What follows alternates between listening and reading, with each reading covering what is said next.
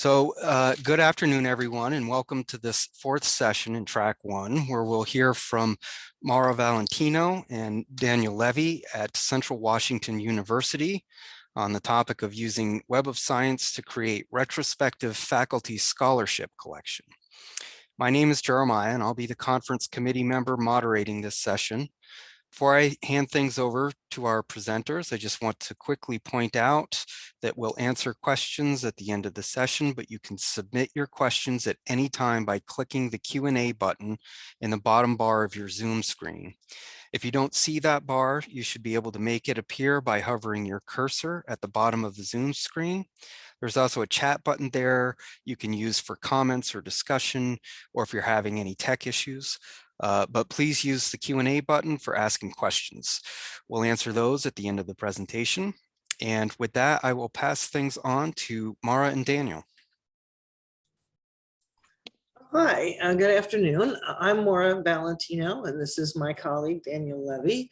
We're going to talk about using the Web of Science to create a retrospective faculty scholarship collection. And I'm just going to give you a little bit of background about CWU and about scholarly communications efforts in particular.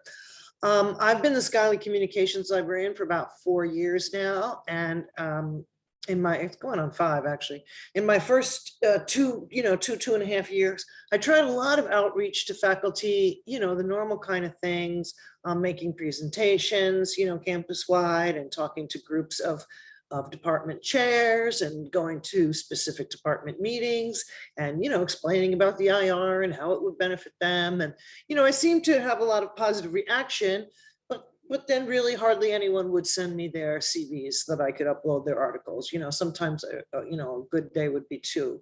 So, I was a bit discouraged. But my previous job was at Oregon State University, and they had done a project there where they had mined the Web of Science database for all the articles published by Oregon State University authors. And while I was not part of this project, I sat in a lot of meetings where it was talked about, and so I understood, the process. So I tried to start that. Before Daniel was hired, we had another person in the department who was not very technical, and we only ended up uploading, I can't remember whether it was 2 or 3 articles. So, I mean, it really, it wasn't good. But then 2 things happened. 1, Daniel was hired, and then 2, the pandemic hit. And we, like everyone else, had a work from home mandate. And we also had a mandate to put no extra work on faculty. So it seemed like a good time to try the Web of Science project again. And so that's what we did. And I'm just going to give you a little background on CWU. Right now we have 9 librarians. We normally have between 8 and 14. 14 is what we considered fully staffed. We had 8 during the pandemic. We have about 11,500 students and approximately 500 faculty. I'm 0.2 FTE as the scholarly communications librarian, because I'm also the head of digital initiatives, where we digitize and upload things that aren't necessarily scholarly, like the yearbooks and that kind of thing. And then I'm also the OER librarian, so I do a lot of work for that. I got a big grant where I turned over 26 courses to OER, so that takes a lot of time. And then I also teach and do reference and do liaison work, and I am tenured, so I've got to do research and service like everybody else. So anyway, that leaves me only 0.2. And then Daniel is full-time in digital initiatives, which they just kind of combine in that sense with scholarly communications. So the project lent itself to working at home, and we both had, large blocks of hours with no meetings and no interruptions. And this is very technical work. At least I need that, where I'm not being interrupted and I don't have to sort of reteach myself where I am in the spreadsheet and what's going on. It fit in with the mandate not to create extra work for faculty. And again, as I said, Daniel's really tech savvy and very detail oriented. So I'm going to turn it over to him to show you exactly what he did. Yeah, so the first thing that we did was create an advanced search to capture CWU author publications in Web of Science. And we utilized their two search operators for organization and organization enhanced. I don't know what the difference is there, but they do bring up different results. So we just combine them. And so that resulted in a total of 1,527 total citations that we then had to sort through. And we also saved the search so we could add new publications as they came out, and they would email them to us. Okay, next slide, please. So in our spreadsheet of all of those citations, we added several rows to the front. And in those rows, or in those columns, we added information about the upload progress and publisher copyright and permissions policies for each citation. We also added any other relevant information that may have come up while we were looking through the article, such as whether the CWU affiliated author was a student, or maybe the department isn't considered a faculty position, so in administration or athletics. So we just made a note of what their role was at the university. Okay, so the columns in that spreadsheet for the permissions policy information, we filled them out by searching for the journal title or ISSN in Sherpa Romeo, which is an online tool that aggregates publisher open access policies and provides summaries of publisher copyright and archiving policies. So if a journal wasn't on there, it's crowdfunded, or crowdsourced, so it's not totally complete. But if it's not there, we would then look on the journal's website or the publisher's website to determine if they have a policy listed. And in some cases, I actually ended up emailing the publisher to ask what their policy was about institutional repository uploads. So depending on how easy it was to track down those policies, the time to complete each row in the spreadsheet varied pretty significantly. If it was published through like a big publisher such as Elsevier or Springer, their policies are fairly well documented and are almost the same for every journal. So for smaller independently published journals, that policy might be buried somewhere on their website and very difficult to find. Those policies are also called different things by different publishers. So it's really hard to keep track, and we have to keep our eyes open for phrases like copyright policy, author's rights, posting policy, institutional repository, and green open access. And that's just a couple of them. So due to the pandemic and remote work starting, part of this project was very easy to hand off to student workers. And we had a lot of student workers in circulation and access services who were sort of out of a job because the library was closed. So this gave them something to work on remotely while the library building was physically closed. So then after linking the publisher policies to each article in that spreadsheet, we ended up uploading them to ScholarWorks individually, and I'll say why on the next slide. So for each entry, we had to add to ScholarWorks on bpress all of the usual metadata, such as title, author, date of publication, keywords, and abstract. We also added corresponding disciplines from bpress's taxonomy of disciplines.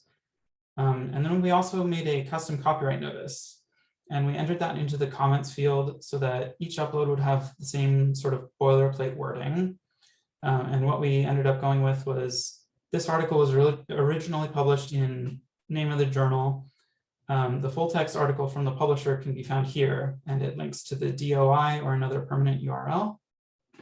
Then if we weren't allowed to add any version of the text, we added, due to copyright restrictions, this article is not available for free download from ScholarWorks at CWU. And the reason we were linking to the full text in that comments field is because our download link on that page was using a CWU proxy server URL, and that would link to the full text through one of our databases. So that way, CWU students, faculty, and staff could click on that link, and if they're logged in through their Canvas or whatever, they would be able to get to a version of record of that article. And anyone else could click on that DOI link and still get to the publisher's website and the publisher's version, even though in some cases it's paywalled in that regard. We have then also created citations for each article. Since the citation is automatically generated by Digital Commons, is a citation for that web page, the repository web page, and not the article that's housed on that web page. So we used APA in most cases, except for history faculty, which used Chicago, and English and world languages, which used MLA. Finally, we also, in some cases, had to look up current and former faculty to determine exactly where they worked and in what capacity, so that we could add it to the correct repository. So if they were in the College of Sciences or the College of Education. And for some of those names, we had to ask HR to give us that information because they had only worked there for a very short amount of time.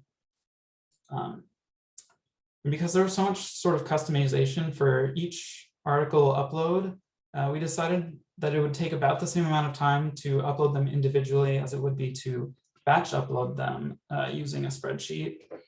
So by doing each of them manually, it also gave us a chance to double and triple check that all of the information that we were entering was correct.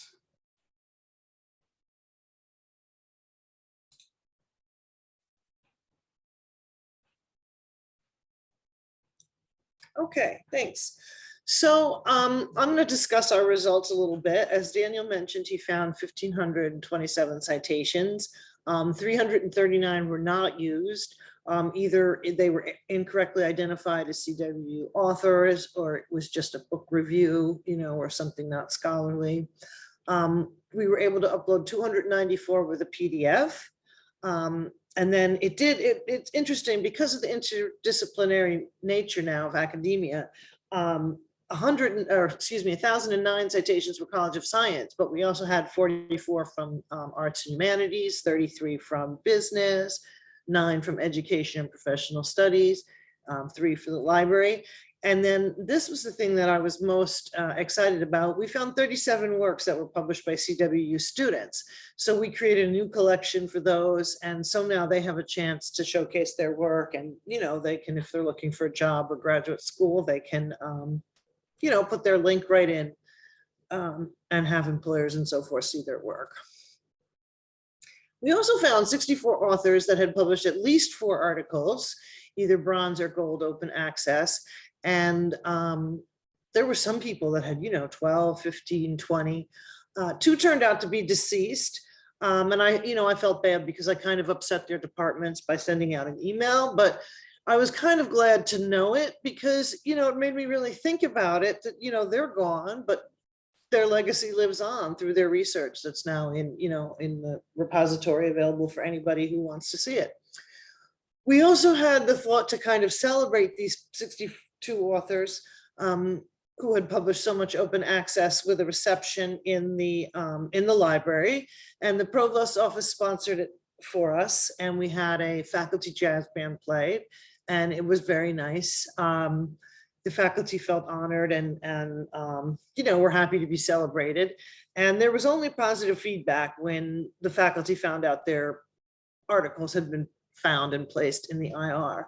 And I probably should have mentioned this in the background, but one of the other reasons I thought to kind of repeat the project that Oregon State had done was that in one of my presentations to faculty, a faculty member asked me, couldn't I just take their articles out of Faculty 180? And Faculty 180 is their online dossier. And I certainly do not have access to anybody's dossier except my own.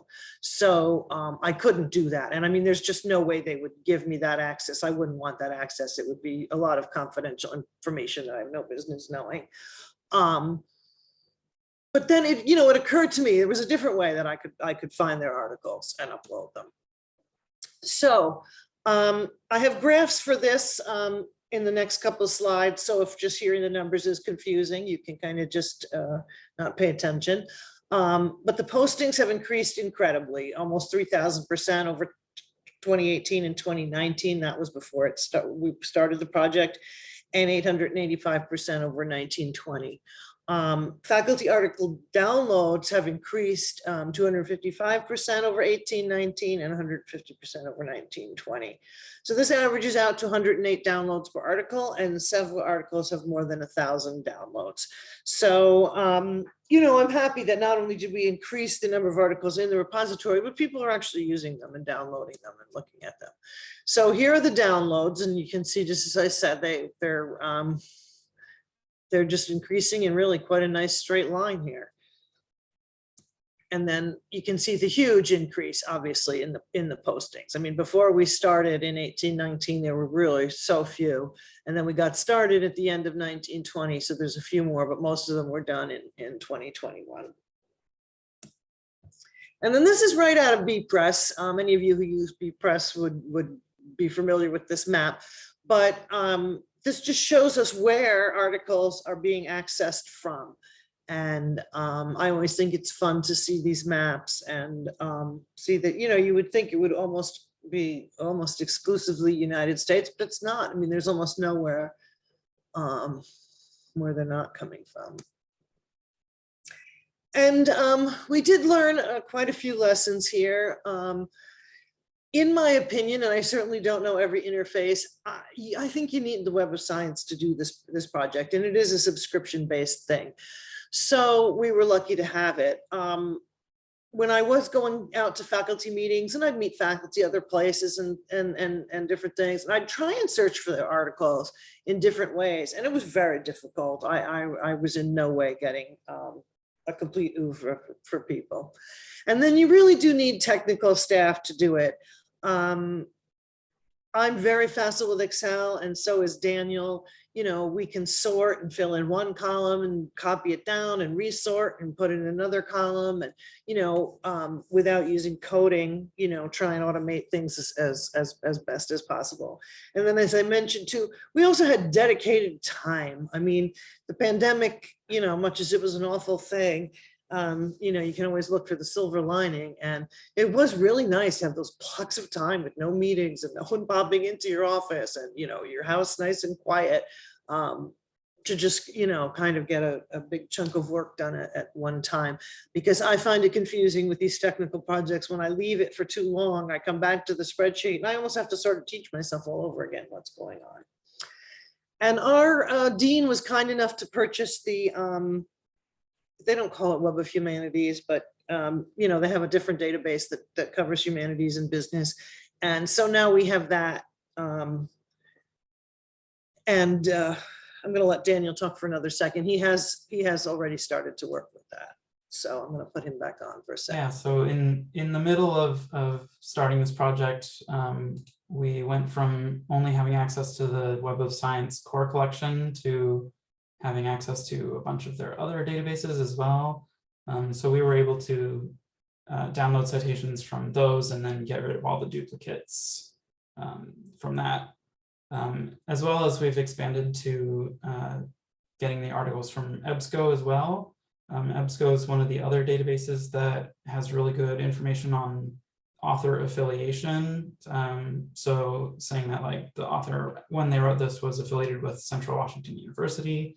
Not a lot of databases fill in that information. So Web of Science and EBSCO are two of the biggest. Good. All right. Are there any questions?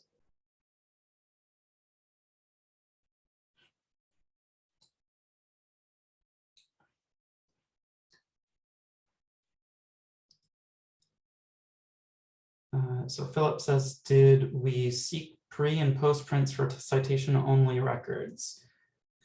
So a lot of this project was sort of a mediated upload. So when we looked through Sherpa Romeo, a lot of them we could actually put pre-prints or post-prints after peer review, but before it's in like a final format. We were allowed to do that with the author's permission.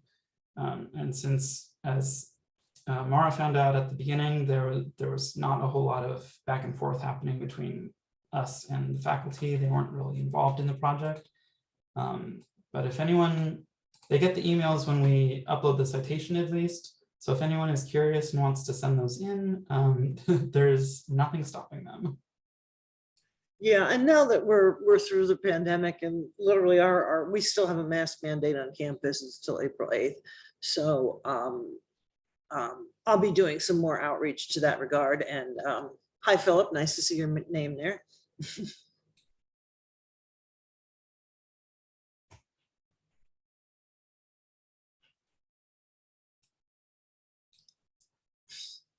You're welcome. Okay, someone asks, were author citations collected and uploaded only for the period of time that they were affiliated for the university, or did you capture their entire publication history? It was for only when they were affiliated with the university. And so there were some edge cases where, you know, they were an author at a different university and they had moved to ours. So it said like, you know, their original university and then, you know, asterisk current address is at Central Washington or whatever. And so we kind of looked at those on a case-by-case basis. But for the most part, if they weren't an author at Central Washington when they published it, we didn't include it.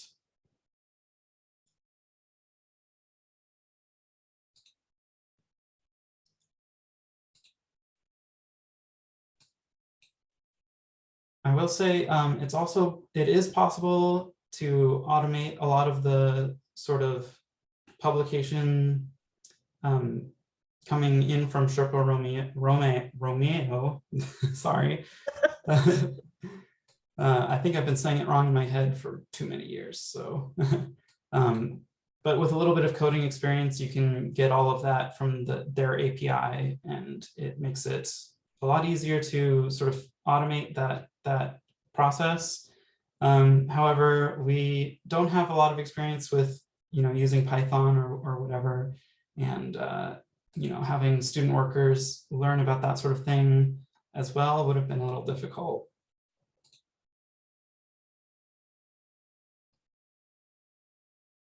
And we really wanted to give the students the working hours too. Yeah.